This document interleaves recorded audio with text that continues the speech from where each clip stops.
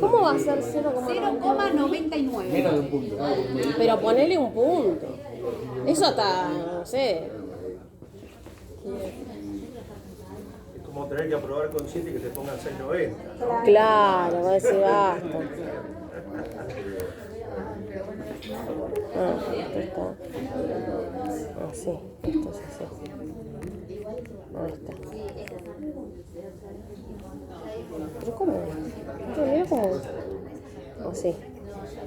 Bueno, No se tendría que mover tanto. Ahí está. perfecto. Me da ganas de. Parece re tecnológico y es... tecnológico y es una mesa que se... Bueno, pero decir que ustedes entienden la tecnología.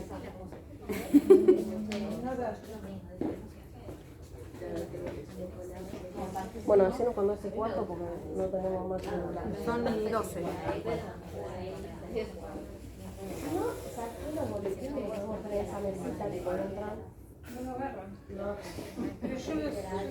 Yo no agarré porque ya lo Yo veo tenía. entrar y... Yo me siento acá. Acá. Listo.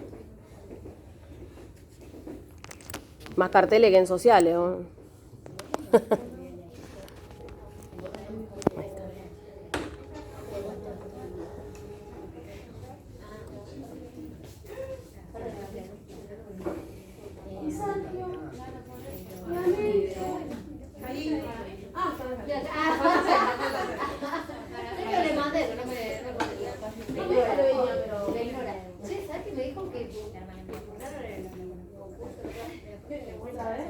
¿De qué? ¿Concurso de qué?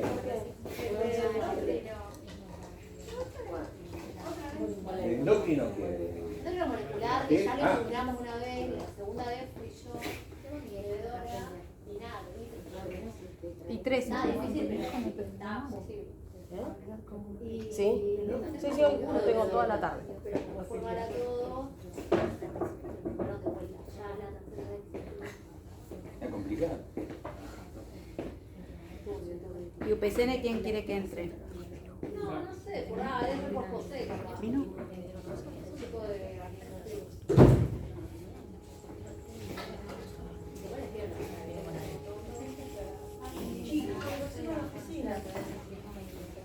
¿Qué te hicieron?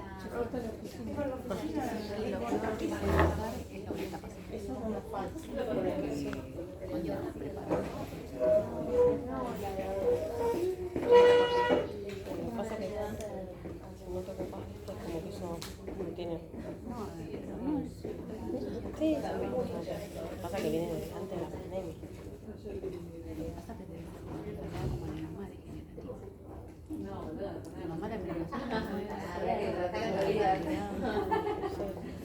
Bueno, Arranquemos porque si él no se demora, se vaya sumando. Sí, Que sí. no sabe que no tiene contacto, que necesitar. Necesita los que tienen que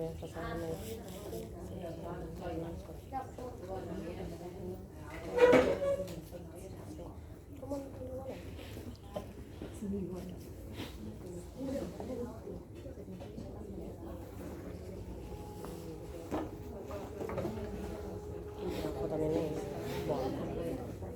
Ahí está. Ah, ve, le pones el cartel, entra por la otra. La histérica de que no le entren por la puerta equivocada. Bueno, si quieren empezamos y van sumándose quienes lleguen. Bueno, en 2019 logramos una serie de charlas y encuentros de la Comisión de Insalubridad y después nos agarró la pandemia. Igualmente Hernán, en plena pandemia, hoy nos acordamos, nos dio una charla virtual en agosto de 2020 que hablaba del estrés durante la pandemia y por eso la de hoy se llama el estrés post pandemia, porque yo decía que estamos peor. Hernán Escoro es el el apodo es Corofix es mi apellido, pero como es medio difícil. Es como la escaloneta, ¿viste? El apellido judío es muy difícil. Es psicoanalista y nos va a hablar un poco del estrés y cómo nos impacta nuestro trabajo, que bueno, la idea es seguir charlando y concientizando respecto de cómo nos afecta nuestro trabajo y cómo necesitamos un régimen especial que nos limite la exposición con licencias por estrés, 15 días hábiles para todos, reducción horaria sin afectar salarios y reducción de requisitos jubilatorios con 82% móvil del mejor salario en actividad. Lo que nos pasó en los últimos tiempos y nos alarmó bastante y por eso volvimos a contactar a Hernán, fue que tuvimos 2 suicidios en un periodo breve de tiempo, entre finales de 2022 y enero de 2023, y sacando las cuentas para atrás, por lo menos de lo que tenemos registros, sin números reales, sino lo que sabemos, es que tenemos una tasa de 1 por 5.000 por año, y eso es preocupante porque lo que nos dijeron en el consejo fue bueno, pero son otras cosas, pero la tasa es la tasa, no podemos tener una tasa mayor que los países nórdicos o que Japón, porque en Argentina los números no sean los mismos. La situación argentina es especial, la del Garrahan creemos que es Más específico. peor aún para nuestra salud física y psíquica, y eso insistimos en que es un extremo. Después estamos el resto del montón de base del iceberg que vamos tocando las paredes y que en algún momento yo hice la lista de cómo nos sentíamos y tenemos de 13, 12 requisitos de burnout, pero además empezaría a preguntar cuánta gente, cuántos de nosotros tenemos psicofármacos para antidepresivos, para dormir, uno o más de uno, y eso no puede ser. Además de todas las patologías físicas y cómo se afecta a la salud física. Así que sin más preámbulo, Hernán, muchas gracias por venir. Buenos días o buenos mediodías por el horario. Primero quiero agradecer yo a las compañeras y compañeros de la comisión. Creo que es una actividad muy valiosa, no por a quién traen, sino por la campaña y la problemática que se pretende desarrollar y que tiene que ver directamente con las condiciones de salubridad de las trabajadoras y trabajadores de este hospital, y creo que debería ser una iniciativa imitada en muchos hospitales y lugares de trabajo. Agrego lo que decía Ivonne, yo no les voy a decir lo que les pasa a ustedes me van a decir lo que les pasa a ustedes también, ¿no? Porque, digamos, quienes son sujetos de padecimiento en este momento, yo casi estuve a días de decirles,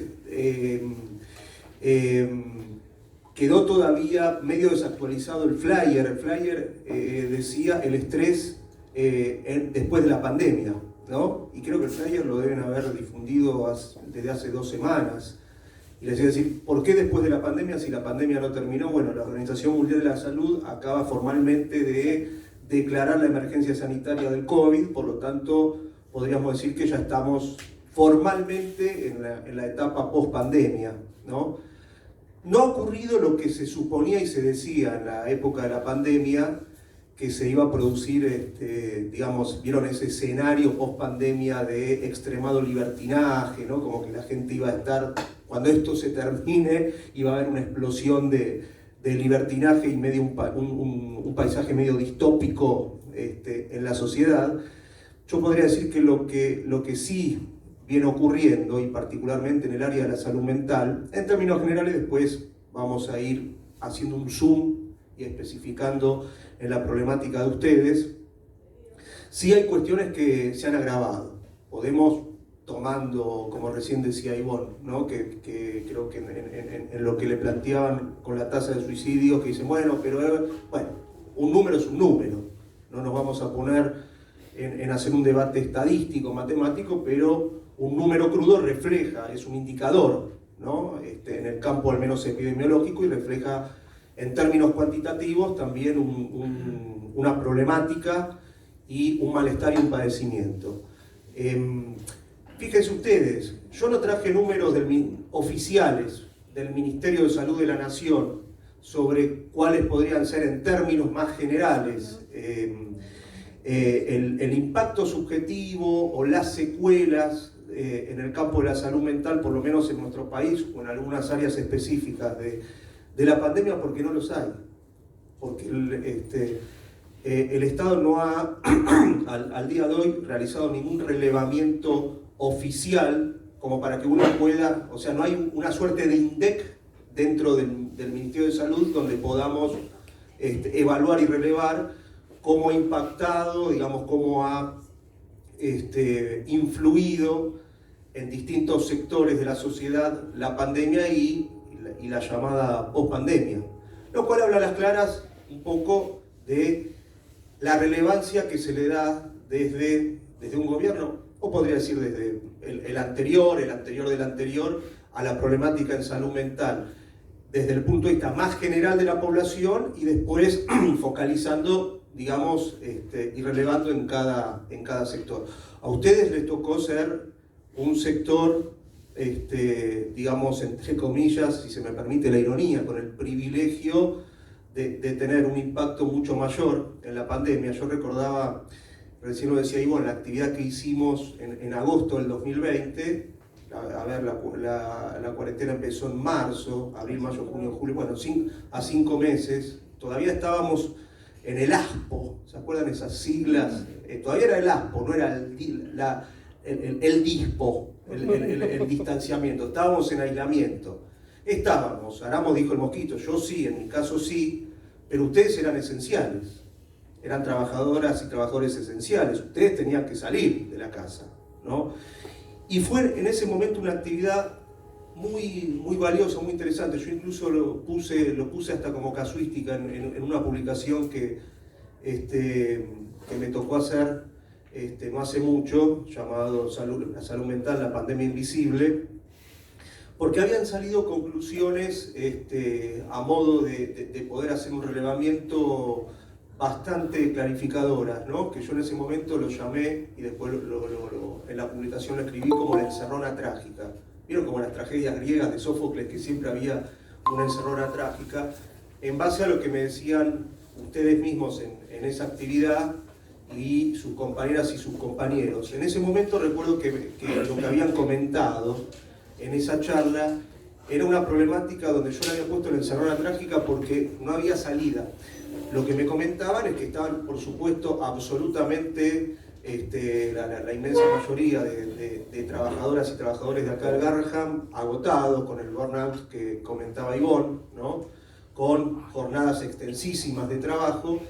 Y recuerdo que en ese momento estaba el problema de las licencias, que me comentaban que quien se tomaba licencia, cuando una trabajadora o un trabajador se tomaba licencia, terminaba haciendo una sobrecarga laboral para su compañero. Entonces, yo me acuerdo que le dije, bueno, quien sí puede tener una licencia psiquiátrica por agotamiento psíquico, vamos a hacer todo el tendal del DSM-4 o el DSM-5 de trastorno de ansiedad, trastorno del sueño, trastorno de angustia, trastorno depresivo, cualquier problemática que uno pueda encabezarlo con la nominación de trastorno, en base a los propios testimonios de ustedes, o se enfermaba de culpa en su casa porque pasaba a ser un privilegiado que vía licencia, y porque bueno, se daba el derecho, la licencia no es un privilegio, digo privilegiado entre comillas,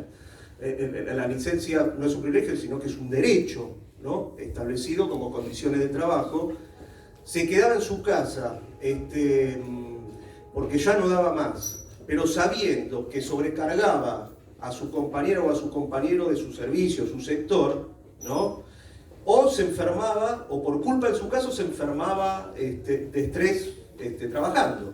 Entonces, había compañeras y compañeros, recuerdo que decían, yo no doy más, pero si yo sé que si me tomo licencia, termino siendo, y un poco surgía, ustedes saben que cada servicio, yo trabajé muchos años en el Hospital Borda, conozco más o menos cómo funcionan los servicios, cada servicio es como una familia, ¿no?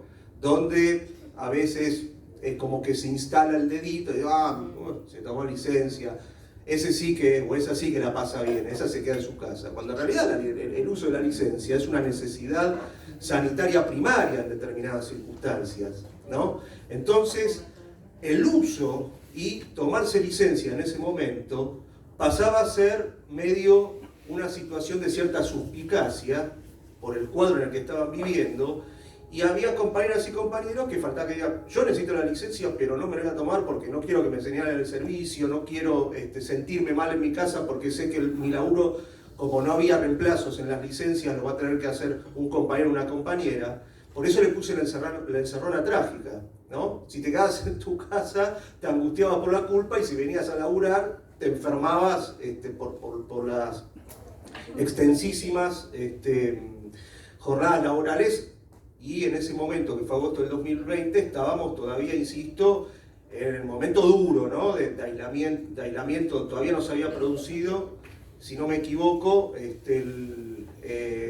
la primera apertura, ¿no? Vieron que ¿se acuerdan que se fue En noviembre creo que fue la primera apertura. O septiembre, creo que fue septiembre, debe haber sido un mes antes de la primera apertura, ¿no?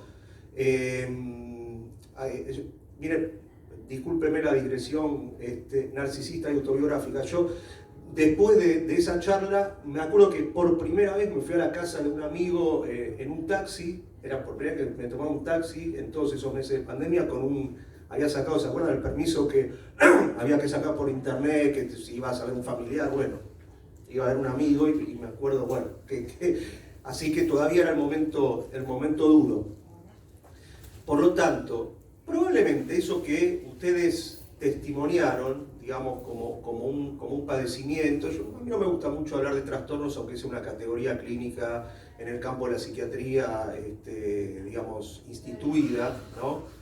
Porque a veces, digamos, detrás de un mote diagnóstico clasificatorio, que puede tener, por supuesto, una entidad empírica y observable, lo que se oculta son otras cosas. Con esto no estoy, desde luego, desestimando las categorías y las clasificaciones diagnósticas. Pero es como me pasa, como a veces cuando tengo la primera entrevista con un paciente que ya viene autodiagnosticado. Lo primero que uno le pregunta a un paciente en una primera entrevista, bueno, ¿por qué venís? ¿Qué te pasa? Contame. Tengo ataque de pánico. Bueno, hoy los ataques de pánico, cualquier cosa, ataque de pánico. ¿Y qué te pasa? Esto. ¿Y qué te dijo que es un ataque de pánico? ¿No? Porque es una categoría diagnóstica, no me pongo desde luego a dialogar y a hacer un debate, un ateneo con el paciente sobre si es o no ataque de pánico, sino a que pueda subjetivar, contar verdaderamente, aunque sea bien en criollo, qué le pasa, ¿no? Sin el mote diagnóstico que muchas veces es bastante estigmatizante. Miren, por lo tanto, no podemos a ciencia cierta saber desde el punto de vista de un relevamiento epidemiológico o estadístico, según organismos oficiales, dónde estamos parados, ahora que ya podemos formalmente decir que estamos en la pospandemia. Sí hay distintas instituciones que vienen haciendo un trabajo, después uno podrá ver qué grado de validez o confiabilidad tiene la metodología de relevamiento. Por ejemplo, en el caso yo también soy docente de la Facultad de Psicología de la UBA, soy egresado de la Facultad de Psicología de la UBA, ahí nos conocimos con mi compañera Mariana Cucarese, que hemos cruzado juntos. Sí, en la facultad, por ejemplo, hay un observatorio de psicología social aplicada, polémico en relación a algunos estudios que hace, pero que ellos vienen trabajando el problema del impacto subjetivo y digamos de lo que sería el problema epidemiológico de las secuelas. Ahora sí podemos hablar de las secuelas de la pandemia. Hago acá una pequeña aclaración, porque en pandemia, cuando algunos planteamos el problema de las secuelas, algunos digamos, referentes de bastante renombre del campo de la salud mental, quizás con cierta afinidad política más oficialista, decían, bueno, como todavía vamos a hablar de las secuelas, si todavía la pandemia no terminó, ¿no? Bueno, está bien, no hablamos de secuelas, podemos hablar de, por eso digo, de efecto subjetivo, de impacto, está bien, no decimos secuela, ahora podemos hablar de secuela, porque de hecho todavía no sabemos si en base a cierta casuística, en relación, por ejemplo, a los casos de estas compañeras o compañeros que se quitaron la vida acá en el hospital, si tiene algo que ver o no con la pandemia.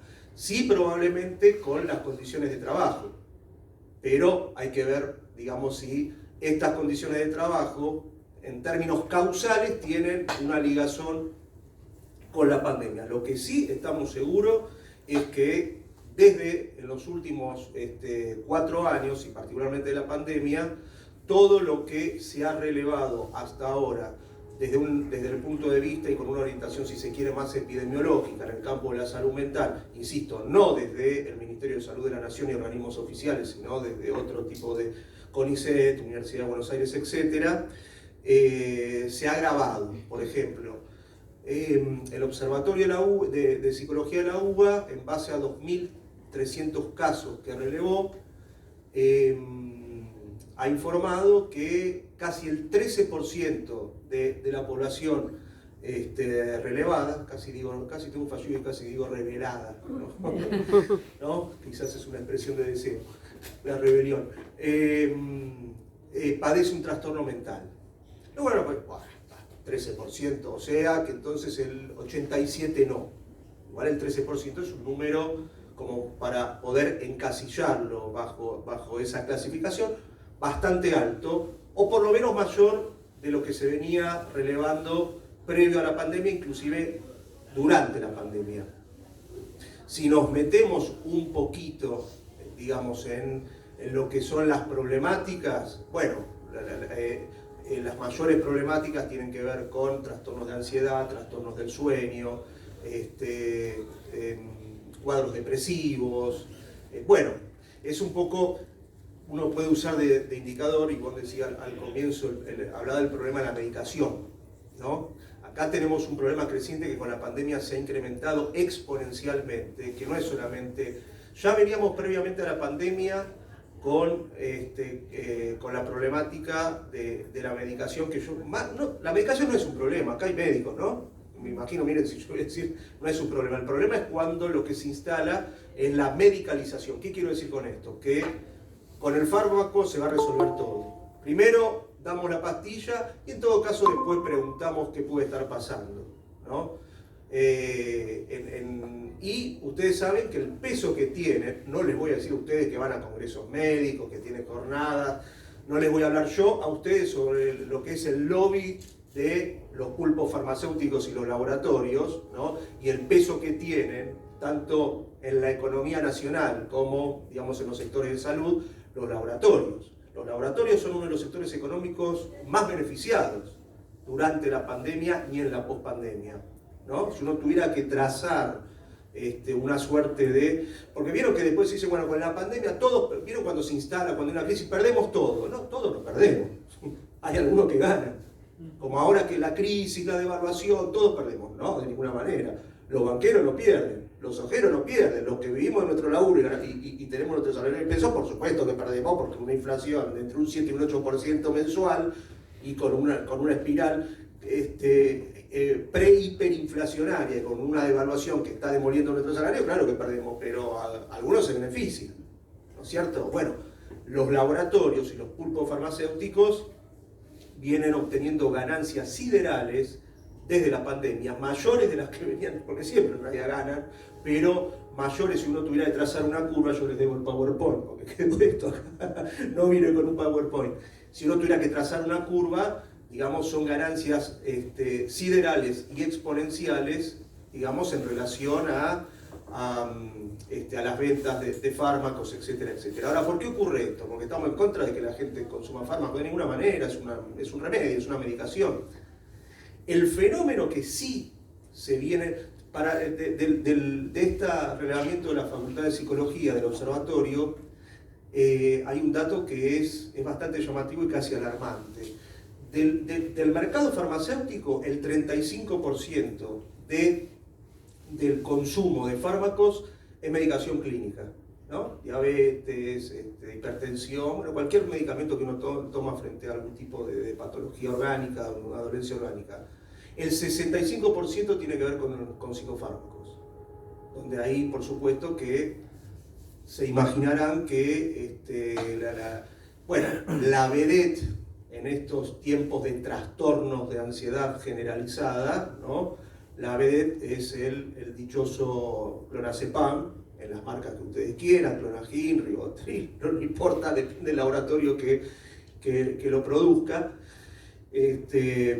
Después medicación, inductores del sueño, después por supuesto antidepresivos, pero como signo epidemiológico, digamos, como para poder tener una idea, los ansiolíticos, las benzodiazepinas, son los que están primero en la tabla, les diría, tranquilos, ¿no? Tranquilos con el segundo, si esto fuera una tabla en un campeonato de fútbol, o sea, están primeros tranquilos porque el segundo, que es la medicación antidepresiva, todavía no está tan cerca.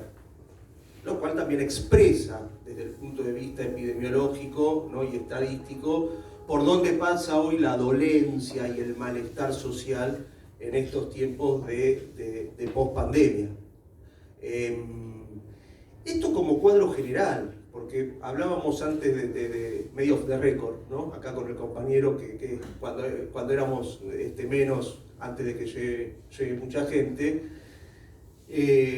bueno, lo que es, porque yo puedo tirar datos estadísticos que no son oficiales, pero que uno podría darle cierta credibilidad por las instituciones que lo realizan. Ahora, después, insisto, uno tiene que meterse, ¿no? Por eso hablaba hace un rato de hacer un sumo, un recorte de qué sectores de la sociedad, si pasa en los niños, en los jóvenes, en la franja etaria que va de, qué sé yo, de 20 a 60 años, en los prejubilados, en el sector de adultos mayores, porque después cada sector de la sociedad, sin hablar del nivel socioeconómico y la edad, tiene su particularidad. Acá si tuviéramos que hacer un corte transversal en relación a los distintos sectores que con su particularidad, con la particularidad al sector social, al sector etario que pertenecen, digamos que quizás va a haber una diferencia, esto no es homogéneo, ¿no es cierto? El padecimiento que tuvieron durante la pandemia y lo que uno puede evaluar, miren, justamente estoy en el Garrahan, ¿no? Los niños y los adolescentes no es el mismo que el que padecieron los adultos mayores, ¿no?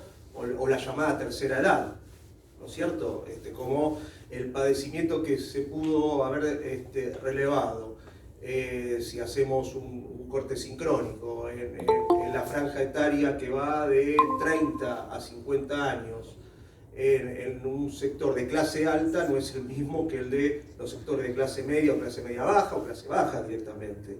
Por supuesto que cada uno tiene su particularidad. Digamos, a la hora de poder trazar más o menos una radiografía de dónde estamos parados. Hablábamos, ¿tu nombre? Perdón. Jorge.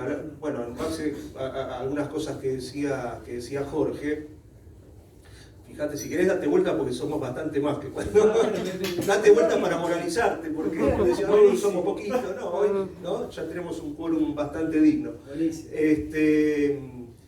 En el caso de ustedes, ¿no? Por eso digo que entran en el universo de trabajadores de la salud, ¿no?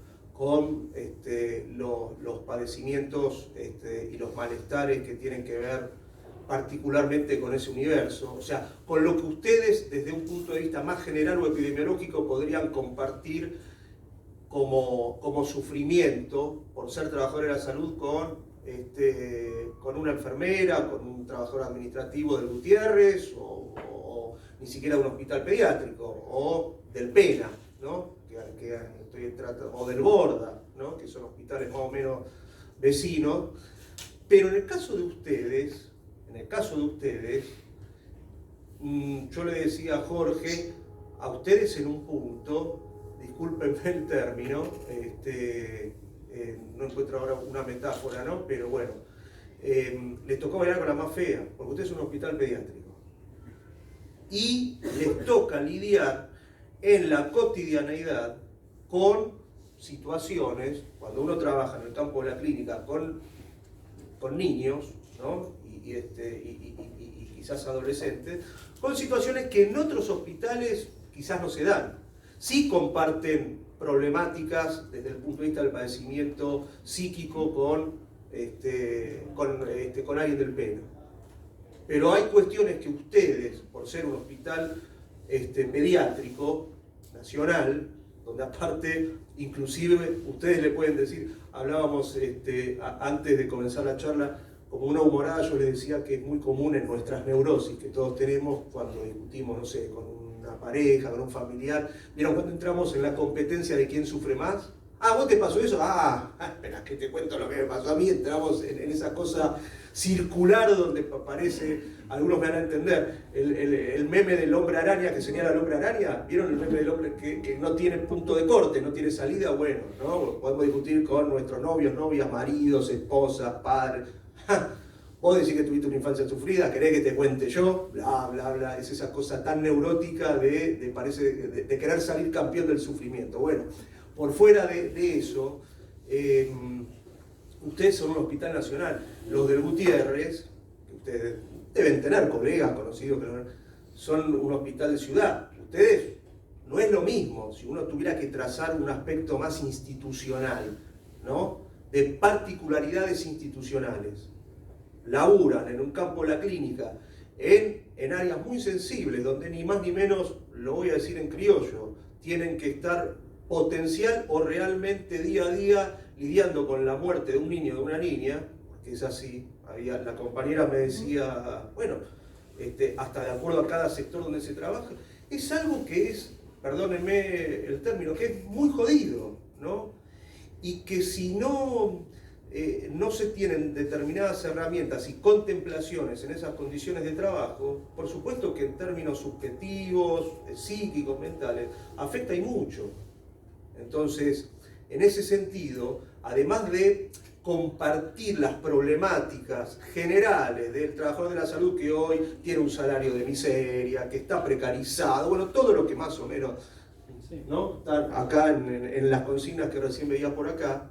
En el caso de ustedes, son un hospital nacional de pediatría, hasta le pueden decir, entrando en esa competencia que decía neurótica, ¿quién sufre más? Al de Gutiérrez, vos sos Cava, vos sos de ciudad, nosotros somos hospital nacional, vienen casos, ¿no? Vienen casos bueno, no es lo mismo.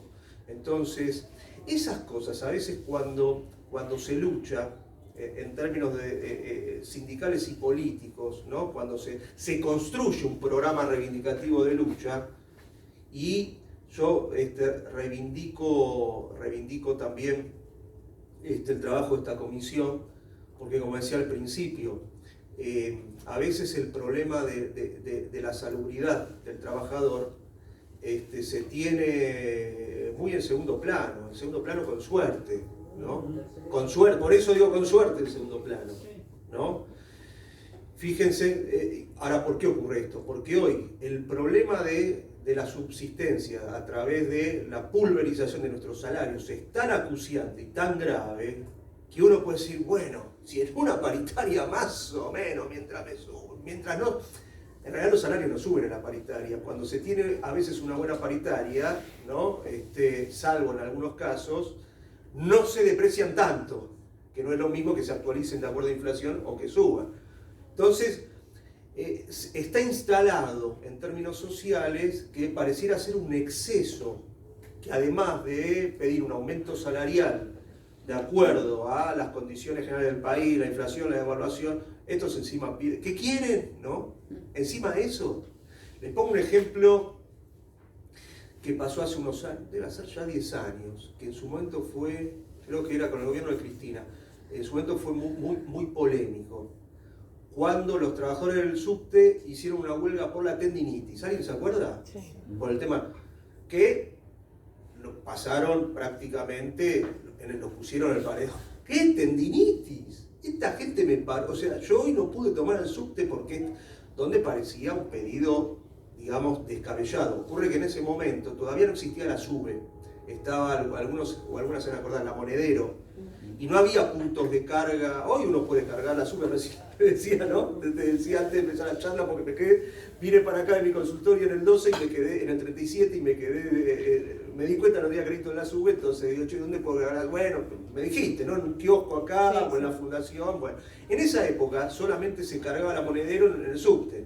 Entonces se habrían incrementado el ritmo de trabajo de los que trabajaban en el subte en el sector de boletería.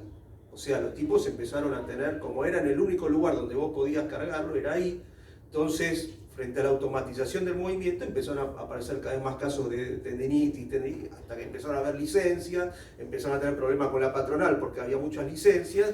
Y cuando el sindicato decía, bueno, sí, pero mirá, acá tenemos el caso de un boletero de la línea E de qué sé yo, de Bolívar, de la estación Bolívar, que fue al médico y le dijo tiene tendinitis.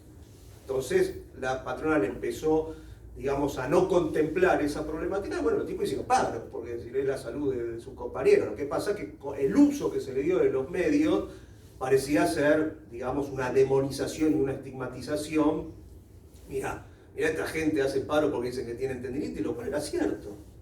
Por eso digo, el problema de la salubridad en los reclamos de la clase obrera, del movimiento obrero y de los trabajadores es fundamental.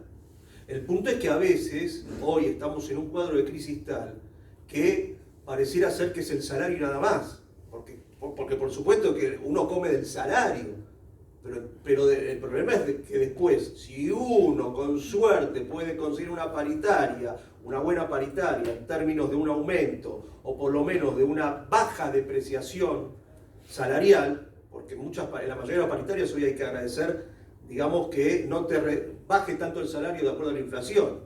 Solamente la única paritaria, bueno, que ahora voy a hablar un poco de eso, que tiene que ver con el problema de la salud, la del sindicato de neumáticos, que vieron que el año pasado una huelga del SUNA, el sindicato de neumáticos, una huelga donde se ocupó el ministerio y todo, y consiguieron, digamos, una paritaria, inclusive por arriba del índice de inflación del año pasado. Después muchos dicen, bastante que tengo esta paritaria, encima voy a salir a pedir, o sea, se instala una culpa de clase, vamos a decirlo así. Encima que me pagan más, que no me pagan tan mal el salario, yo voy a salir a plantear, qué sé yo, que trabajo de 12 horas, que esto, que aquello, que... Entonces, fíjense, de eso es lo que no hay que, de ninguna manera, si se me permite el término, bajarse. Porque hoy incluir el problema de la salubridad en el programa reivindicativo de la clase obrera, el movimiento obrero, es fundamental. Porque te pueden pagar un salario más o no tan indigno, pero si después te enfermas, ¿no? O sea, por un lado, por el otro, ¿no? Se supone que uno lucha para vivir más o menos bien.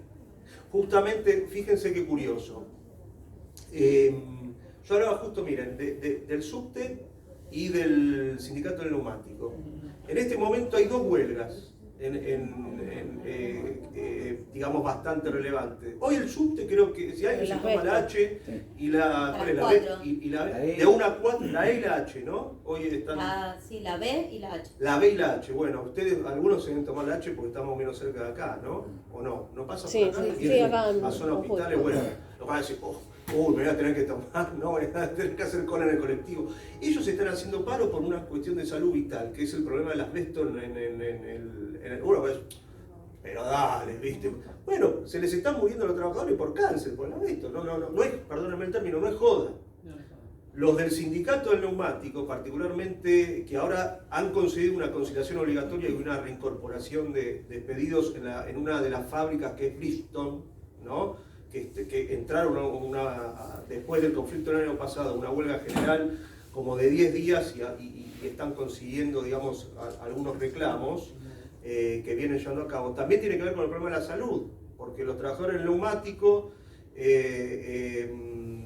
empiezan a relevar accidentes de trabajo, problemas respiratorios, porque ellos, bueno, yo estoy trabajando un poco con el problema de la salud mental con el sindicato, y además de las problemáticas físicas, porque acá parece que cuando se releva el problema de la salud de un trabajador tiene que ver más con lo que sería la patología laboral, las enfermedades laborales, ¿no? Lo que tiene que ver con cómo impacta en el organismo determinadas condiciones de trabajo, ¿no es cierto? Que después uno puede terminar pidiendo una licencia, yendo al médico laboral, ir a la junta médica, etcétera, etcétera. Pero el problema de la salud mental está muy relegado, porque fíjense que las dos huelgas que yo estoy planteando que están vigentes, que son la del sindicato del neumático y la del subte, una tiene que ver con el problema del cáncer, ¿no?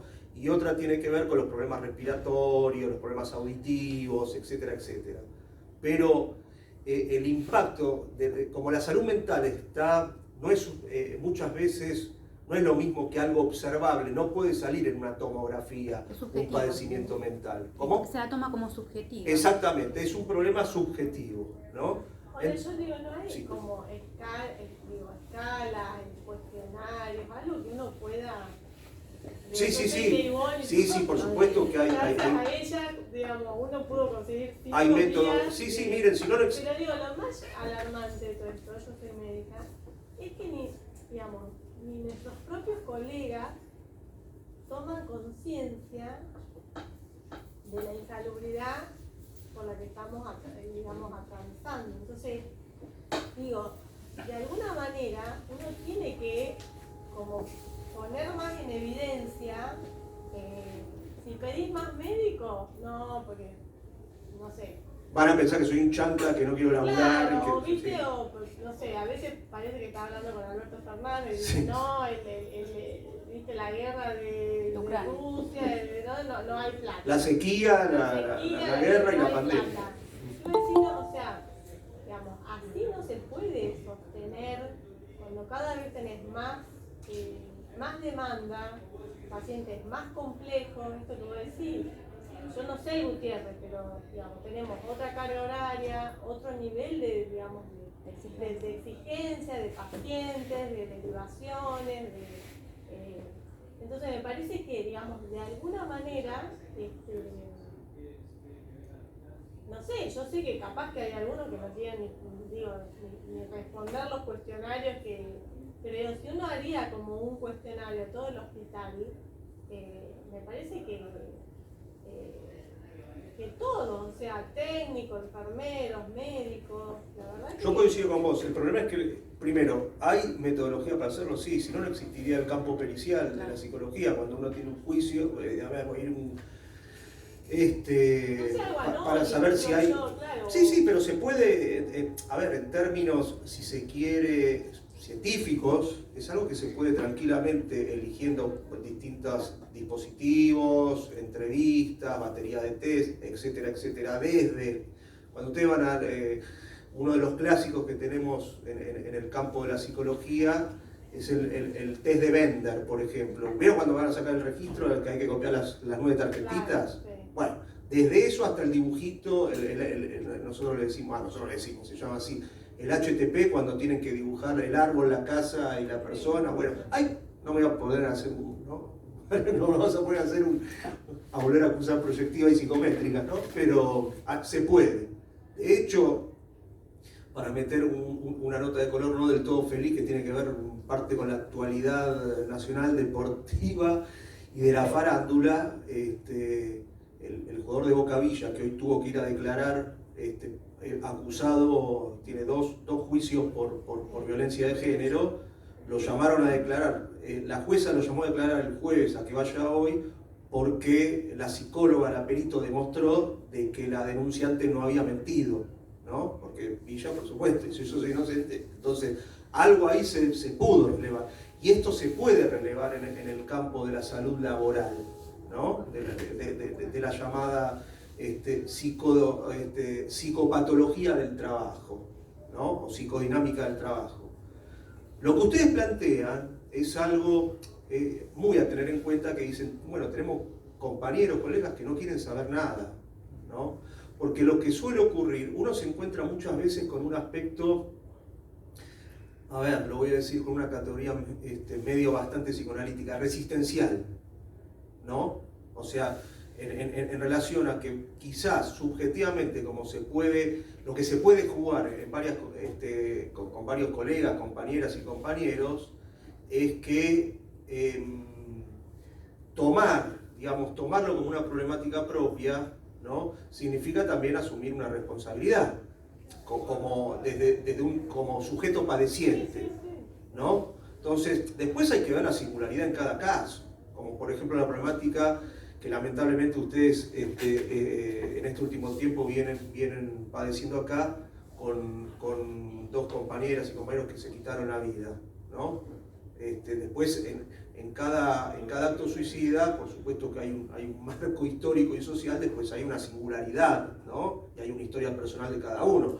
El problema es cuando, como me contaban en uno de los casos, digamos, no estaba quizás en un cuadro de estabilidad emocional, estando en licencia para venir a trabajar, y, digamos, desde el hospital, igual a esta compañera se le dijo, igual tenés que venir porque si, ¿no? Cuando hay un apriete, perdón que lo diga así, cuando hay un apriete, ¿no? Y cuando se entra en esa encerrona trágica que yo les hablaba, que ustedes mismos me comentaban cuando hicimos una actividad durante la pandemia, ¿no? Entonces, el punto ahí, digamos, puede haber un marco general que atraviese, histórico y social, que tiene que ver con la problemática de la sociedad, si vamos a un nivel más específico, de los trabajadores, si vamos a un nivel más específico, de los trabajadores de la salud, y si vamos a un nivel aún, como si fuéramos haciendo un corte en distintos niveles, aún más específico, de los trabajadores de los hospitales pediátricos y del Garham, después hay una singularidad en cada caso, ¿no? Porque hay gente que, bueno, ante un cuadro de desesperación puede salir, cuando ya no tiene ni siquiera para comer, puede elegir una salida individual por la vía de la delincuencia, de salir a robar, otro que prefiere organizarse con una organización de su barrio, otro que prefiere salir a cartonear, otro prefiere hacer changa. Después hay una singularidad subjetiva en cada caso, lo cual no borra de que uno tenga que decir, bueno, hay una responsabilidad individual en cada uno, así que por los problemas generales, y bueno, que cada uno se arregle como puede y como quiere. Si hay una problemática social, ¿no?, que tiene que ver con un problema colectivo, por supuesto que hay que abordarlo y hay que organizarse en relación a eso, ¿no? El punto acá, que esto pasa, hay un psicoanalista que trabaja mucho esta temática francés, ¿no?, que él un poco desarrolla lo que es el área de psicodinámica del trabajo, se llama Christophe Dejoux, que él tiene una categoría llamada estrategias colectivas de defensa, que son los casos donde a veces las condiciones de trabajo son tan subjetivamente aplastantes que el trabajador también se encuentra frente a una encerrona y termina naturalizando determinadas conductas en su ámbito de trabajo que por fuera de su ámbito de trabajo hasta le generaría un repudio moral, ¿no? Pero ¿vieron cuando uno se da cuenta y dice, che, ojo, ya no me doy cuenta, pero estoy empezando a repetir una conducta que quizás, si me preguntabas hace un año, te decía, hablando mal y pronto, perdónenme, ni en pedo, ¿cómo voy a hacer eso? Pero que a veces es tan insalubre el marco laboral donde o renunciás, como si fuera fácil, de, bueno, más si renuncio, ¿qué voy a vivir? O renunciás o te tenés que adaptar a eso que en otro ámbito repudiarías, ¿no? Y digamos, ¿para qué? Para evitar un dilema moral o para evitar, acá debe ocurrir, me imagino, no, hablo a priori, digamos, creo que no me voy a equivocar, debe ser muy frecuente, porque, que es lo que hablamos con vos, porque no es fácil lidiar con la angustia, ¿no? Y debe haber, así como este hospital, por ser un hospital pediátrico nacional, y de alta complejidad, es más sensible que el PENA, por ejemplo, por la especificidad, ¿se entiende? Hasta si uno hiciera un estudio institucional, con un abordaje psicológico, debe haber servicios más sensibles que otros, ¿no? Capaz voy a decir, perdónenme, un disparate, voy a hablar del sentido común porque no hice ningún reglamento, pero quien trabaja en oncología, ¿no? Capaz no es lo mismo que, a ver, dígame un servicio. Dermatología. Que dermatología, ahí está. Entonces entramos de nuevo a esas competencias. Yo trabajo, ¿no sabes lo que es?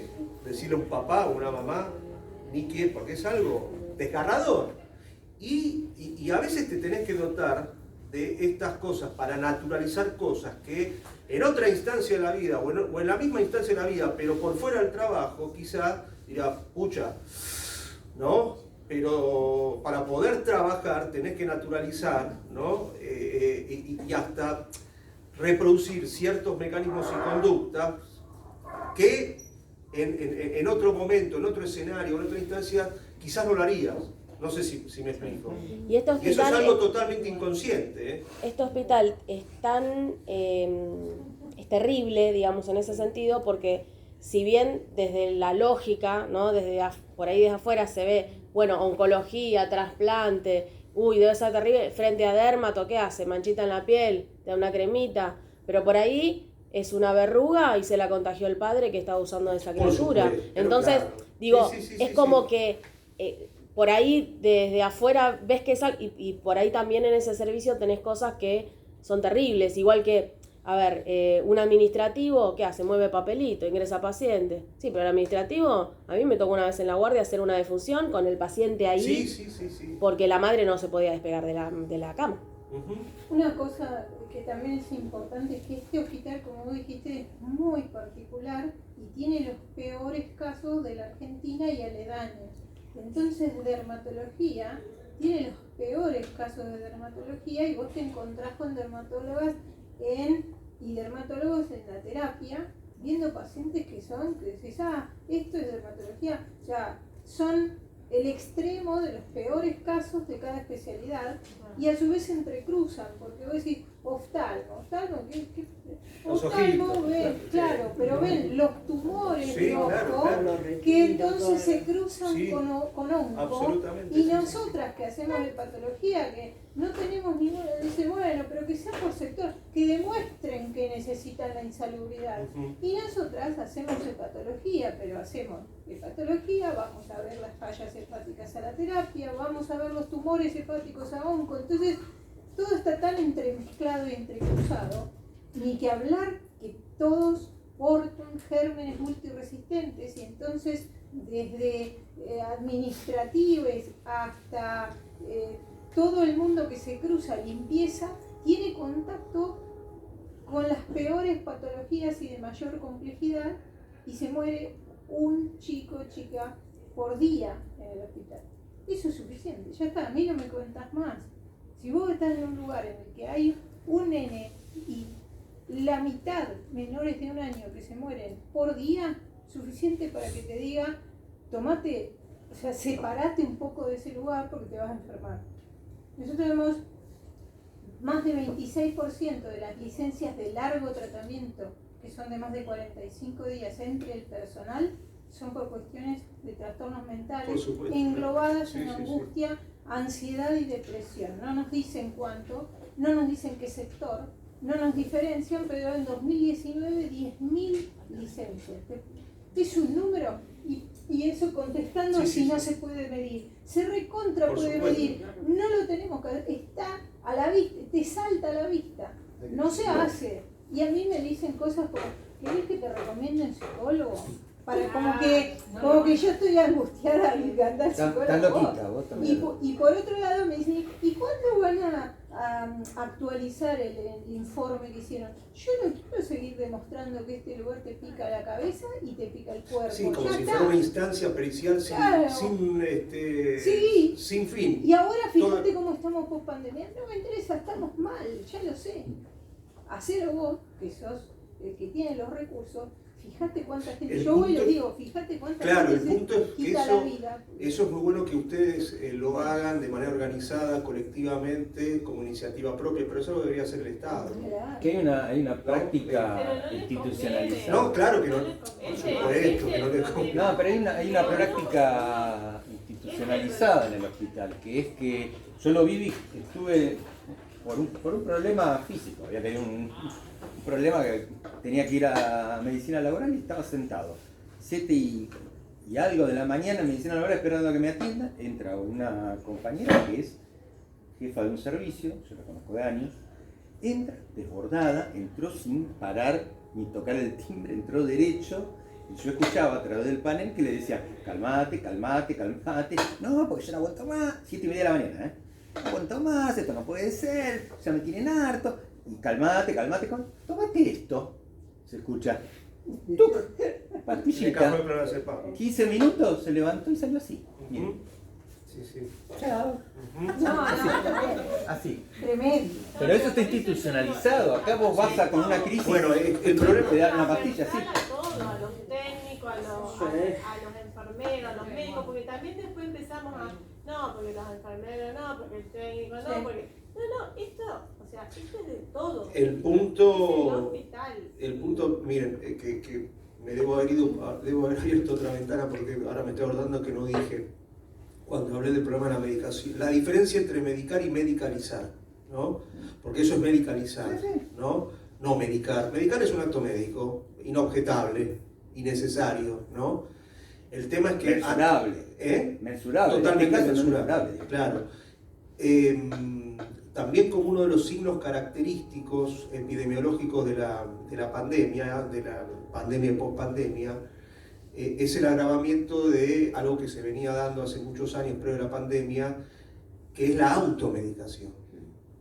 Porque una cosa es, bueno, cualquier cosa la pastillita mágica, bueno, pero por lo menos sí hay un monitoreo de algún psiquiatra, digamos, si está bajo tratamiento, uno después podría... Nosotros los psicólogos a veces vivimos polemizando, por decirlo de una manera así amable, con los psiquiatras de nuestros pacientes, y más que a mí me tocó trabajar en el Borda, siempre con respeto. Por suerte era un servicio bastante abierto, ¿no? De la vieja escuela de la psiquiatría, en el que estaba yo, pero a veces que hay una sobremedicación del paciente, uno no puede trabajar con el paciente, porque no puede. A veces sí hay que dar en un cuadro de crisis, digamos, un lorazepam importante, ¿no? O algún calmante importante, pero a veces se medica para calmar, pero no para escuchar. Para que no jodan. Por eso, como a los nenes, como si fuera una maestra de jardín, ¿no? Lo que pasa es que a los niños todavía en ese sentido, en otros sentidos sí los medican, les dan Ritalina, pero en ese sentido todavía no los medican una maestra de jardín para que no jodan. Ustedes saben que hay hasta testimonios de supervisores de los call centers que a los trabajadores de los call centers, que son absolutamente super explotados, les reparten clonazepam, ¿no? ¿Para qué? Para que estén tranquilitos, no se tomen licencia y sigan laburando. Entonces el problema, por eso digo, andá a decirle a los laboratorios y a los pulpos farmacéuticos que son los perdedores de esta pandemia y en general, sería un chiste. Entonces, el punto es cómo se instala la cultura de la automedicación. Aún así, la automedicación, ojo, no es solamente fui a un servicio y el médico es amigo, digamos, y me dio una pastillita. La automedicación muchas veces, aunque no se lo releve de esta manera, es, porque acá se da con la medicación, con los psicofármacos, con la medicación psiquiátrica en los últimos 15 años, ya no solamente es prescripta por un psiquiatra, muchas veces un médico clínico generalista, un especialista, o va de un cardiólogo, ¿no? Y tengo, no sé, arritmias, tengo taquicardia, te revisan, mirá, estás bien, te hace un electro, yo te veo bien, ¿te pasa algo? ¿Le podés atribuir algo? ¿Cuándo sentís que tenés las palpitaciones? No, es que no sé, yo qué sé, estoy mal en el trabajo, me estoy separando de mi mujer, no puedo dormir bien. Debe ser estrés, por eso ojo con la palabra estrés, ¿no? No lo digo para el caso de Flyer, ¿no? Pero a veces es como vieron que en el campo clínico a veces cualquier cosa debe ser un virus. Bueno, sí, pero cuando no se sabe bien, un virus, ¿no? En el campo nuestro de la salud mental, de la psicología, el estrés. El estrés a veces puede clarificar como categoría de diagnóstico y a veces al contrario, puede obturar, puede ocultar qué está pasando verdaderamente, como los panic attack y todas estas categorías que hoy están tan en boga. Entonces un cardiólogo que no es psiquiatra, usted lo sabe mejor que yo, te dice, bueno, te receta un clonazepam, ¿no? Y te calmás. Entonces, el punto es cuando se da de que vos vas a tu clínico de cabecera, ¿no? A decirle, mira, me pasa esto, ¿me recetás algún tranquilizante? Sí, luego, y te lo da. Eso también es un acto de automedicación encubierta, ¿no? Porque eso digamos, se instala, digamos, viste, ando viste, en el laburo, estoy laburando 10 horas por día y mi pibe no sé qué cosa, y llego a casa, viste, a las 11 de la noche, como y no me puedo dormir hasta las 3 de la mañana, ¿me das algo para dormir? Sí, saca el recetario, pumba, tac. Eso es algo dentro de la, digamos, de los consultorios cada vez más frecuentes. Y no puede ser, ¿es automedicación? No, porque hubo un médico, hubo una receta, un médico, el tipo después el paciente va a la farmacia con la receta, el troquelado y la mano en coche. Pero es un acto de automedicación encubierta que cada vez más se instala. Entonces, esas cosas también son fenómenos que ocurren cada vez más y que hablan de un malestar psicosocial. Eso es lo que yo te iba a decir. De todo lo que vos nombraste, no estamos hablando con esto, ¿no? Que estamos planteando trabajar menos horas para poder dedicarnos, no a trabajar más horas en otro lado, sino para no llegar a esto de lo que vos estás puntualizando, que es poder llegar a tener una calidad de vida mejor, para poder hacer algo cultural, algo por nuestro físico y psíquico, que son actividades culturales, o dedicarnos a hacer cosas, ejercicio, bien a nosotros, claro. Ir a un cine. Sí, dar causa al deseo. Claramente lo que vos estás, amplio, sí. lo que vos estás puntualizando es claramente exceso, ¿no? lo mal socialmente que vivimos y que la salida que se nos plantea, ¿sí? Con las reuniones con el consejo, con la dirección, es seguir callándonos la boca, porque ellos no quieren que se saquen los pies del plato. Las 12 horas de los franqueros ya la dirección y el consejo obviamente que van a empezar a apretar a nuestros compañeros, pero no quieren que saquemos ni un dedo fuera del plato, para tenernos castigados y así totalmente abrumados y seguir tirando esas 10 horas, 20 horas, 36 horas, y no importa nuestra vida social, nuestra vida cultural, en absoluto, nada. Bueno, miren, en relación a tu nombre, Luisa. A lo que dice Luisa, ¿por qué se está prendiendo fuego Francia en este momento? Y porque quieren hacer laburar hasta que se Empezando mueran. con la reforma previsional de Macron. El hombre negro no le salió por Congreso, lo hizo por decreto, y París y varias ciudades de Francia hay marcha todos los días. ¿Y qué están diciendo los franceses? Queremos laburar menos. Vago, la cultura del trabajo y bla. ¿Vieron cómo va a ser la cultura del trabajo? Agárrense los bolsillos, porque los que más dicen, ¿a eso les tirás una pala y salen corriendo? Cuando hay una movilización piquetera, cuando hay una marcha de trabajadores, esos son los que menos laburan. Empezando por, no sé, Milei, ¿no? Que habla tanto de la cultura del trabajo y tiene un presentismo de 40% en el Congreso. No va nunca. No va nunca, y la casta, esto y aquello, los fondos con la plata del Estado, con la mía, el hombre se la pasa de campaña electoral con los pasajes de aerolínea que le dan por ser diputado. Ahora no presentó un solo proyecto, uno. Nunca sesiona. Por eso, no es que va a hacer un relevamiento, no sé, como diputado nacional a, qué sé yo, a Jujuy o a La Rioja para presentar. No presentó un proyecto. Por eso, los que hablan de les tirás una pala y salen corriendo, son los que menos laburan, ¿no? Esos son los que menos laburan. Pero cuando se pide, cuando está en debate la reducción de la jornada laboral, ¿no? Fíjense que hoy parece un pedido desmedido, la jornada de 6 horas. ¿Y para qué? ¿Por qué vas a tener que trabajar menos de 8 horas? Y como decía acá Luisa, porque quiero vivir un poco mejor. No. Si a veces en este mundo algunos sectores del trabajo están pidiendo todavía la jornada de 8 horas. Las grandes luchas del movimiento obrero en todo el mundo, desde el siglo XIX, empezando para los mártires de Chicago. ¿Por qué fue la masacre? ¿Por qué celebramos el 1 de mayo? Celebramos, luchamos. Bueno, algunos lo toman como una fiesta del trabajo, para otros... 8 horas. Por las 8 horas, lógico. Entonces... La CGT marchó el 2. El 2 de mayo. Sí. Marchó, ni siquiera marchó, hizo una reunioncita. Ya ni reconoce la lucha internacional de los Por trabajadores. eso, bueno, anda Peladaer, ¿no? Que vamos ya, qué sé yo. Entonces, acá el problema a mí no me gusta mucho, a veces suena lindo, pero también a veces de estos términos como batalla cultural mucho no siempre me cierra, pero ustedes tienen una batalla cultural con desnaturalizar estos padecimientos y incorporarlos y englobarlos como parte de un programa, ¿no? En el sentido, lo cual a veces está bien, veo, tienen el boletín, hablan con sus compañeros, es una cosa, ¿no? Es un trabajo de hormiga, ¿no? Pero es una problemática fundamental, insisto. En este momento, las dos grandes medidas de fuerza a través del paro y de la huelga que están atravesando este país, que es el subte y el neumático, son por problemas de salubridad.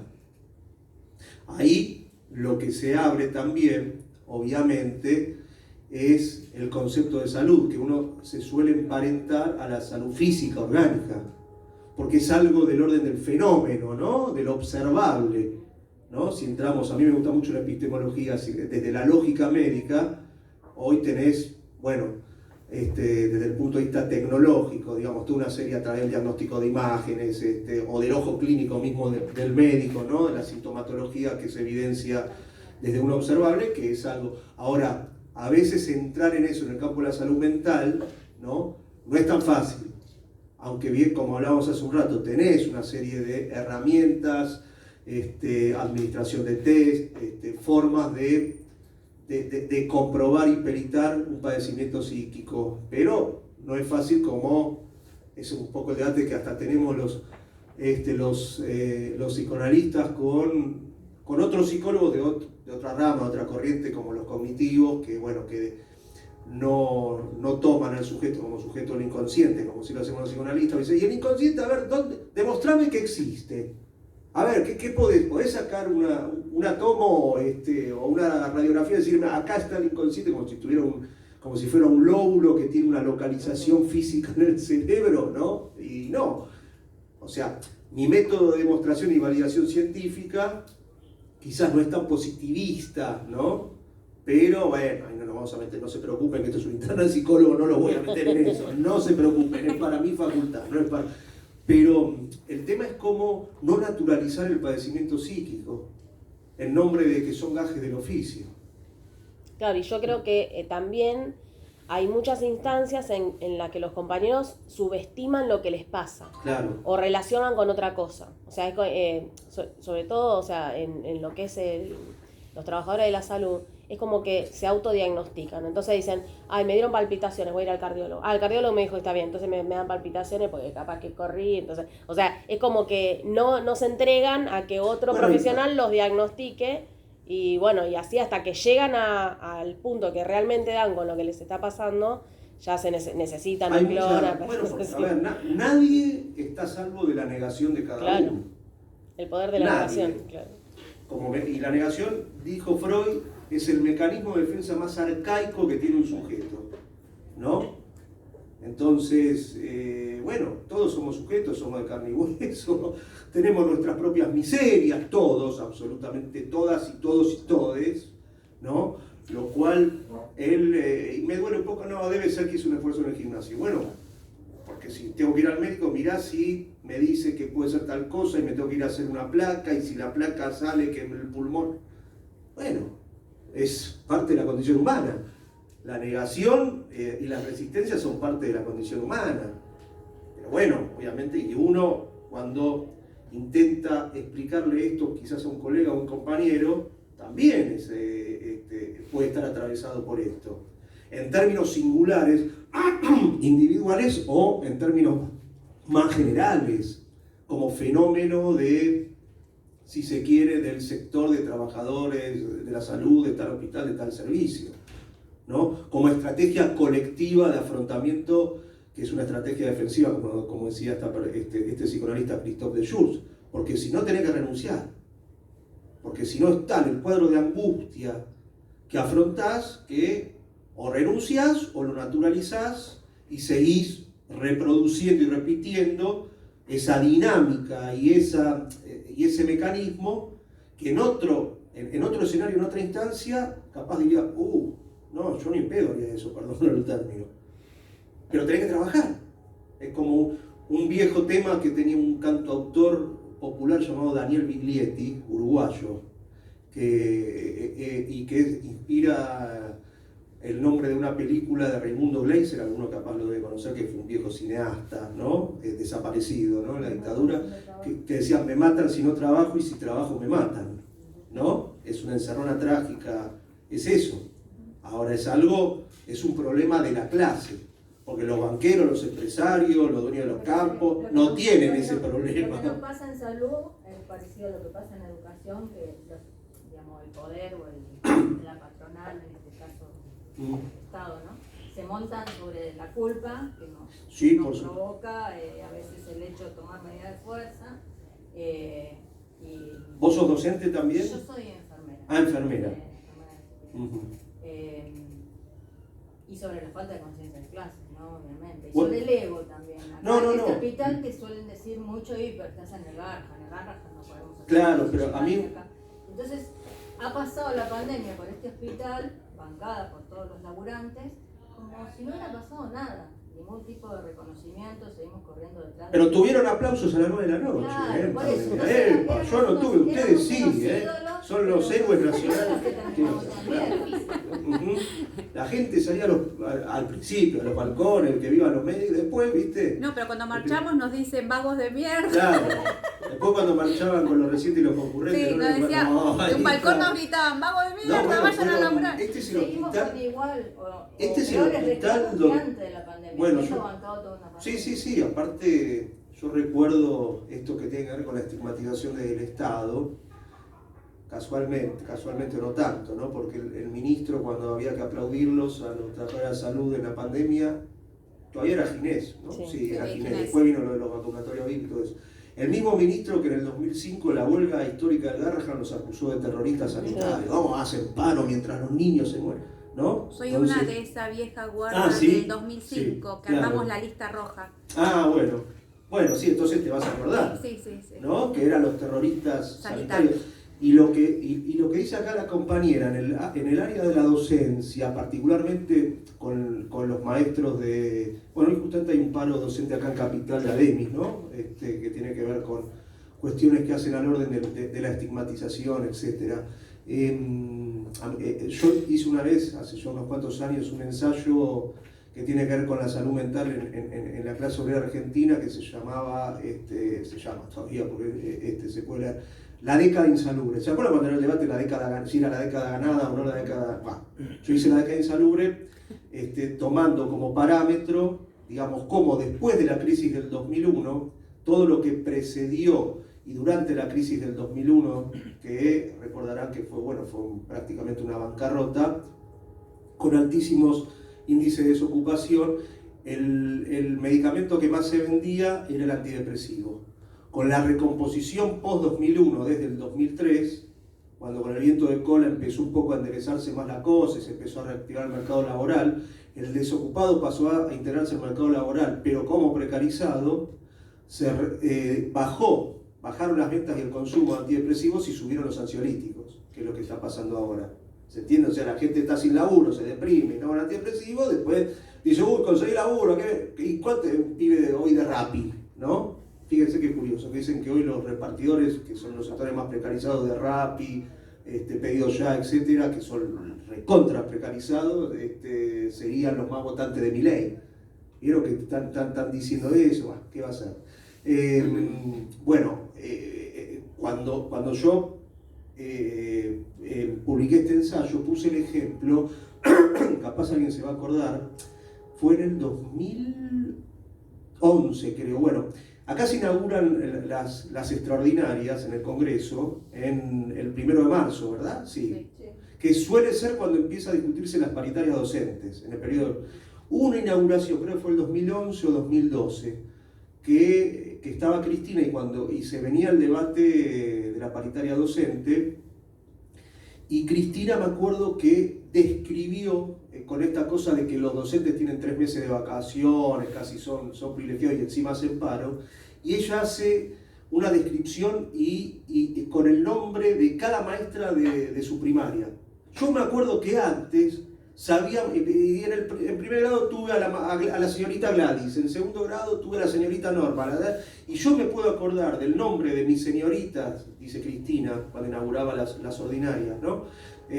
¿Por qué? Porque casi las maestras no se tomaban licencia en esa época. En cambio hoy, la docencia de nivel inferior, primario y nivel medio es un festival de licencia, instalando esta imagen de que el docente era un privilegiado porque tenía 3 meses de vacaciones y con la tanta rotación que había por licencia, el pibe, digamos, no puede decir mi senio es fulana, porque a los 3 meses que empiezan las clases se toma licencia, después viene una suplencia, que es verdad.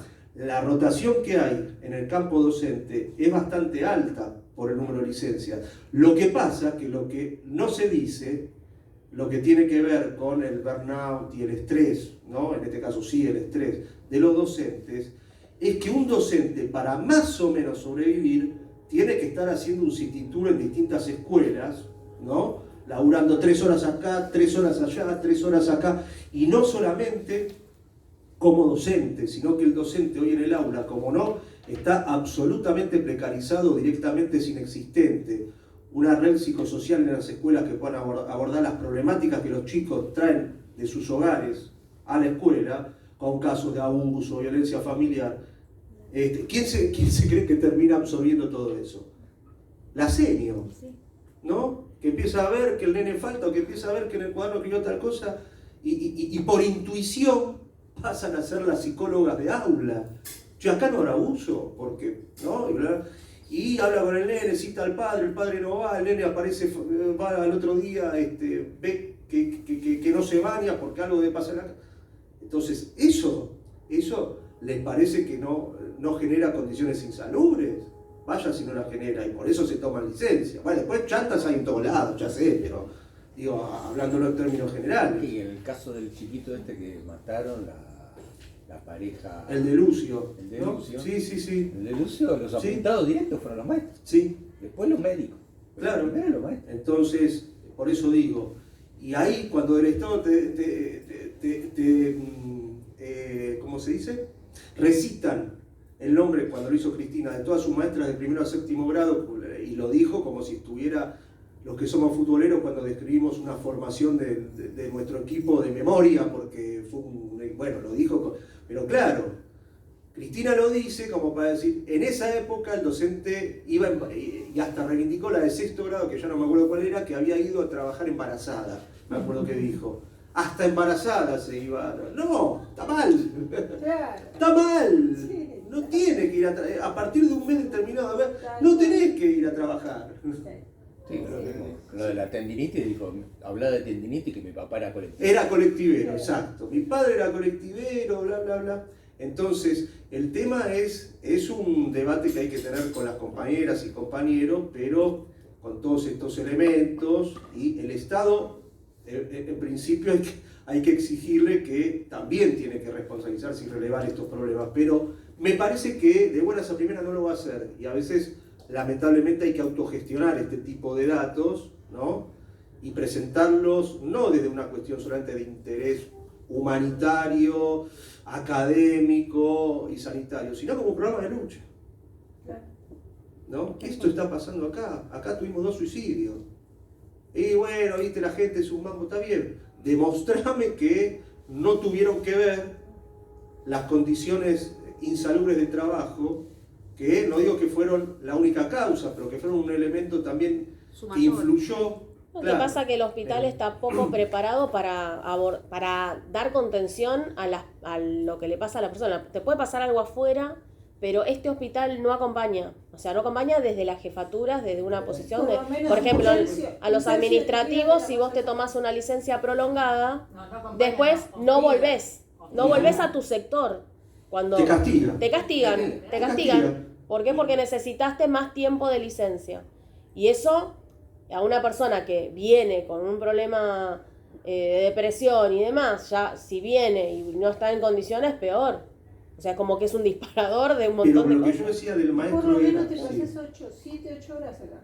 Es Sí. un tercio de tu vida. O sea, Sí. No, es impensable que no tenga que ver el hospital en lo que Claro. le pasa. Por supuesto. Psicológicamente, psiquiátricamente. Pero porque el problema, ¿saben lo que pasa con ustedes, con esta especificidad de ser un hospital pediátrico, ¿no?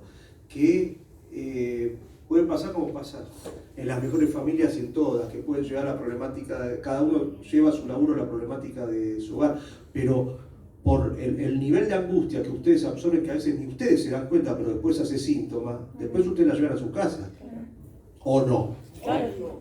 Eso de que separo el hospital, que somos una unidad, no lo podés separar por más que quieras.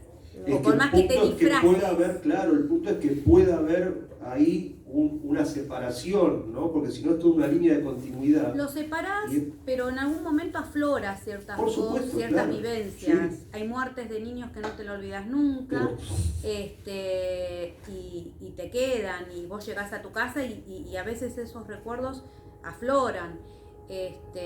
Yo, con esto que vos decías de ver, se podría hacer una encuesta de cuánta gente realmente quiere venir todos los días al hospital. Hablamos en mi sala, por ejemplo. Yo soy enfermera del 542, es de neurocirugía y chicos neurológicos. Y ahí comentamos siempre charlamos entre nosotros de que casi todos los días no tenemos ganas de venir. Y eso, sumado a todo la cuestión económica y los problemas puntuales de nuestra familia, es lo que nos hace el desborde. Sí, la pérdida del deseo, El deseo. En el trabajo. Sí. No hay deseo. ¿No? Es una ausencia absoluta de deseo. Es como una exigencia. A ver, como yo digo, se sí, tiene que sumar una ¿saben lo que exigencia? es empezar a vivir por reglamento? ¿Vieron cuando se dice el trabajo de reglamento? Que uno llega a un punto y dice, y sí, me levanto a la mañana, no se me baño, no, me lavo los dientes, desayuno, voy al laburo, bueno, y es empezar a vivir por inercia, donde el deseo está totalmente aplastado. Ahí. Bueno, sí, al fin de semana o cuando tengo franco veo Netflix, pero después es que si tengo, porque hay $10 en Netflix, así que pasa a ser un artículo de lujo también. Y sí, salgo a pasear un poco, pero es esta cosa de automatismo de vida, por inercia, donde, bueno, lo que a veces, por eso, a diferencia de otras corrientes, los psicoanalistas a veces celebramos la aparición del síntoma, porque el síntoma es una manera de decir, te dejás hacerte el boludo, poné un freno, pará. Se la pasa mal, no iba a decir otra palabrota, se la pasa mal, ¿no? Cuando uno tiene un síntoma, lo primero que un paciente viene a un consultorio nuestro es decir, sacame esto, como cuando uno va a un consultorio de un médico porque estás ante una dolencia, sacame esto. Nosotros, en lugar de eliminar el síntoma, como se considera quizás en la filosofía más médica, lo que proponemos es escuchar al síntoma, ¿no? No venerarlo, escucharlo. Bueno, es la manera, digamos, de poder poner un freno y decir, bueno, para un poquito, que hay algo que no encaja. Porque bueno, igual vivo, me levanto en la mañana, morfo, más o menos, tengo que autoajustar la inflación y todo esto, pero mal o bien, bla, bla, bla. Bueno, el síntoma habla por lo que no pone uno en palabra. Por eso el síntoma es una oportunidad para poder poner en palabra algo que está ahí y que quizás es doloroso de escuchar, de escucharse. Sí. No de escuchar al otro, de escucharse. No me voy a meter yo en eso. No tiene mi facultad. Sí, Nos acomodamos en el diván. hacemos terapia grupal. Bueno, entonces, Bueno. dicho esto y agradeciéndole a Hernán No, la yo disposición, soy que se extendió un montón de lo que nos había dicho, bueno, llamar a todos a la Asamblea General. Esta comisión hace llamados a las asambleas generales, de donde nosotros planteamos junto a la Junta Interna los planes de lucha, y bueno, la idea es salir a luchar por todo ese tiempo que no es dentro del hospital, digamos. Todo eso que nos pasa a raíz de trabajar en este hospital nos invalida nuestra vida real, que es la que está afuera. Así que, bueno, un agradecimiento enorme que hayas venido y, bueno, nos vemos en la lucha. Muchas gracias. Gracias.